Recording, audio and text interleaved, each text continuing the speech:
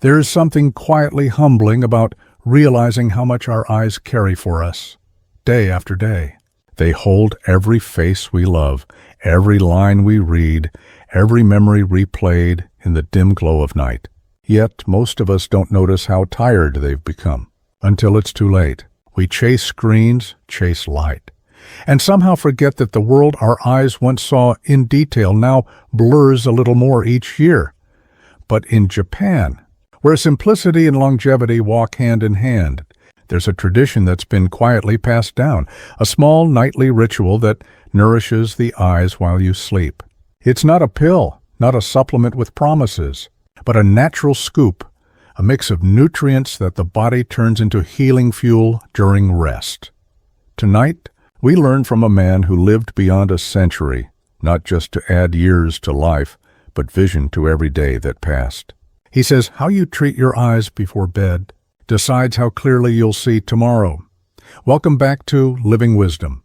I'm John, and today we're joined by Japan's oldest practicing doctor, Dr. Shigeaki Hinohara, to talk about restoring vision naturally overnight.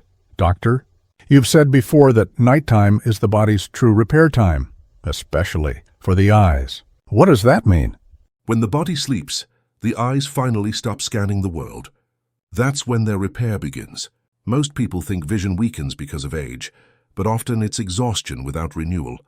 In Japan, we teach our elders to give the eyes something gentle before sleep, a scoop of nourishment that supports circulation, like lutein-rich greens, a spoon of honey and warm water, or a small blend of crushed sesame and goji. It's not magic. It's biology. During sleep, these nutrients travel through the bloodstream to the retina and optic nerve. That quiet nourishment taken before rest helps the body rebuild pigment cells and reduce oxidative stress. But beyond the nutrients, it's the intention, slowing down before bed, dimming the lights, letting gratitude soften the body. Vision is not only what we see, but how rested our eyes are when they open. When you eat with mindfulness before sleep, you're teaching your body to heal, not just survive.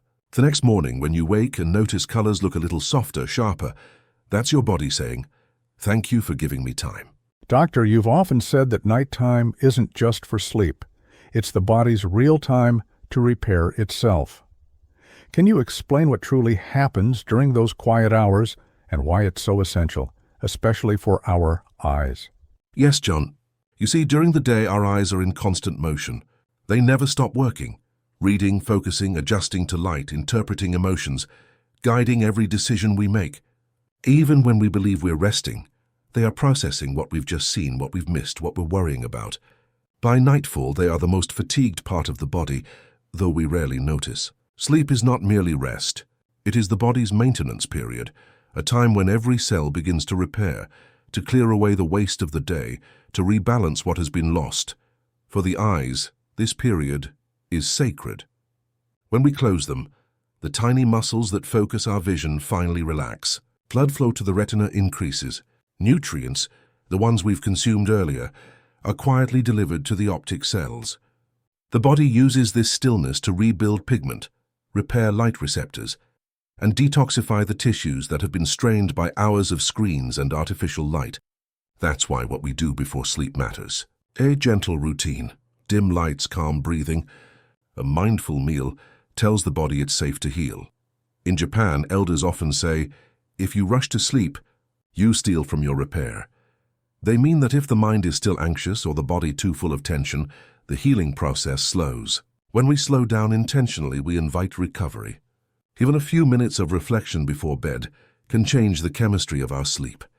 The body shifts from alertness to restoration, and the eyes, which depend on oxygen and circulation, finally receive what they need. People ask me how I kept practicing medicine past 100 years.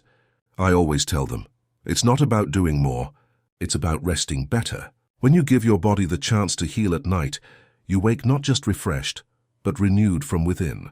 The next morning, your eyes see more clearly because in the quiet hours, your body remembered how to care for them. Doctor, you've mentioned that what we eat before bed can actually help our eyes heal while we sleep. Most people think of food as energy for the day, not for the night. Can you explain why that small bedtime nourishment matters so much And what makes it work? That's a beautiful question, John. You're right. We often think eating before bed is something to avoid, but the truth is, the body never truly stops working. While we sleep, the cells are repairing, rebuilding, restoring balance. And to do that, they need gentle fuel. Not heavy meals, not sugar, but nourishment that supports the body's quiet work. The eyes especially require certain nutrients to heal. During the day, they are exposed to light, stress, and fatigue. The cells in the retina lose antioxidants, and small inflammations begin to build. When we sleep, that is when the body can reverse it, but only if it has the right tools. In Japan, we have a small tradition before bed, a warm drink with honey, or a spoon of sesame mixed with goji berries, sometimes a little matcha with soy milk. It's simple, but each of these carries something powerful. Natural lutein, vitamin A, gentle proteins, and minerals that support circulation. These nutrients don't act immediately. They flow through the bloodstream during the night, reaching the eyes when they are resting, when no light or motion interferes. It's like sending a repair team while the factory is closed. The body works more efficiently because it's not distracted, but there is another side to this. When you prepare this small nourishment, you're also preparing your mind. You slow down, you breathe, you become aware that the day is ending. This calmness is as healing as the food itself. The body digests not only nutrients, but also emotions. If you eat peacefully, your sleep becomes deeper, and the nutrients are absorbed more completely. That's something modern medicine often forgets. Digestion begins in the mind. So I always tell my patients, before you sleep, feed your body with something kind, and feed your soul with stillness. The eyes will thank you in the morning, not just with clearer sight, but with a vision that feels rested, steady, and alive once more. Doctor, many people believe that their eyesight fades simply because they're getting older, but you've said before that it's not always age. It's something deeper, something we neglect over time. Can you share what you mean by that and how we can begin to restore what we've lost? Yes, John, this is something I've seen again and again in my patients. We blame time for what is often the result of how we've lived. The eyes, like every part of the body, have their own rhythm of wear and renewal. They are not designed to fail with age. They are designed to adapt. What weakens them is not time passing, but the way we live within that time. When we strain them under artificial light, keep them fixed on glowing screens, and forget to rest them, we slowly drain their vitality. It's like leaving a candle burning all day without ever trimming the wick. The problem is that most people notice the decline only when vision blurs, but by then, the eyes have been asking for rest for years. I always tell my patients that aging doesn't destroy your sight. Neglect does. The body has incredible power to restore itself, even late in life if you give it what it needs. Oxygen, circulation, gentle movement, and good sleep. I've seen people in their 90s regain strength in their vision simply by changing their habits. Stepping outside to look at the horizon instead of a screen, massaging the area around the eyes to stimulate blood flow, and eating foods that protect the retina from oxidative stress. In Japan, we often remind the young and old alike, the eyes grow tired, not old. That means we can help them recover. It begins with awareness. Notice when your eyes ache or feel dry. That's their way of speaking to you. When you respond, by blinking softly, by resting them for a few minutes, by choosing calm over constant light, you give them a chance to renew. So yes, age may change the body, but it doesn't have to dim your vision. If you live with care, the world will still look as vivid at 80 as it did at 20. Only now you'll see it with deeper gratitude. Doctor, you often speak about the importance of intention and mindfulness before sleep, not just for the mind, but for physical healing too. Many people don't see how something as simple as slowing down or eating calmly can affect the body. Could you explain why that mindfulness matters so much, especially for our eyes and our overall health? Yes, John. Most people separate the mind and the body as if they are two different worlds, but they are deeply connected. When the mind is rushing, the body cannot rest, and when the body cannot rest, it cannot repair. The eyes are the perfect example. They respond not only to light, but to emotion. You can see it when someone is anxious. Their eyes blink faster, their pupils tighten, their focus becomes sharp but tense.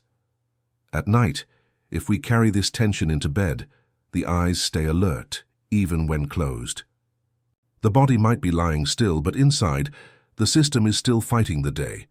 That is why mindfulness before sleep is so powerful. In Japan, many elders follow a simple rhythm, dimming the lights early, taking slow breaths, drinking something warm, giving thanks quietly. It's not just a ritual, it's a signal to the body that the day has ended, that it's safe now to release control. This moment of slowing down changes our internal chemistry. The heart rate lowers, the blood vessels open, oxygen flows more freely, and that circulation reaches the eyes, the skin, even the brain. Healing becomes possible only when the body believes it can rest. When you eat or drink with mindfulness, you also change the way nutrients are absorbed. A calm body digests better, and the nourishment you give yourself, even something as simple as a spoon of honey or a few berries, becomes medicine. The eyes, being so sensitive to blood flow, receive those benefits first. You see, true healing isn't about doing more. It's about doing less with awareness. When you slow down intentionally, you create space for balance to return. The next morning, your body feels lighter, your mind quieter, and your eyes open. Not in exhaustion, but in gratitude for another clear day. That is the quiet power of mindfulness. It teaches the body how to heal again. Doctor, in your teachings, you often say that clearer vision is not just about seeing with the eyes, but with the heart and the mind. What do you mean by that? How can something as physical as eyesight reflect something as deep as the state of our soul? That's a very thoughtful question, John. You see, vision is not only about the light entering our eyes, it is about the meaning we give to what we see. Two people can look at the same sunrise, but one sees only the light, while the other feels gratitude for being alive to witness it. The difference is not in the eyes, but in the soul behind them. So over the years, I've realized that when people are restless inside, filled with worry, regret, or hurry, their eyes grow dull. They lose that quiet brightness that comes from peace. When we rest deeply, when we care for our body and spirit together, that inner calm returns, and it shows, not just in our mood, but in how we literally see the world. The eyes reflect everything the heart carries. When you are anxious, they move quickly, searching. When you are angry, they harden. When you are at peace, they soften and open. That is why I tell my patients that healing the eyes is never only about nutrients or exercises. It's about restoring harmony inside. When you learn to rest without guilt, when you slow down before bed and breathe with awareness, you're not just repairing tissue. You're quieting the mind that lives behind the eyes. In Japan, we have an old saying, "The soul sees before the eyes do." It means that clarity begins within. If your heart is calm, your vision follows. Many people chase perfect sight, but forget to nourish the spirit that gives sight meaning. When you wake after a night of peaceful sleep, and you notice that the morning light feels softer, the colors more alive, that is not just better eyesight. That is your inner world coming into focus again. True vision is not what the eyes show you, but what the heart allows you to see, and that clarity, John, can only come from a rested soul. Listening to you, Doctor, I realize how much of our healing isn't found in medicine or effort, but in awareness, in the small, quiet choices we make before the day ends. It's humbling to think that something as simple as resting with intention or taking a gentle scoop of nourishment before bed can change how we see the world, literally and spiritually. Yes, John. Longevity is not measured by years, but by how deeply you live each moment. The body will age, that is its nature, but the spirit, when cared for, never grows old. Each night you are given a small chance to begin again. Before you close your eyes, ask yourself, did I live with kindness today? Did I give my body time to breathe? These questions are medicine too. The body listens to how you speak to it, how you feed it, how you rest it. When you treat it gently, it will serve you for a very long time. Remember, healing is not a goal, it's a rhythm. Every breath, every meal, every night of rest is a return to balance. And when the eyes open in the morning, seeing the light with gratitude, that is the sign that life is working beautifully within you. That's a powerful reminder, Doctor. To our listeners, take these words into your night. Breathe slower, live softer, and let your body heal in peace. If this episode touched you, subscribe for more conversations that bring wisdom to your daily life.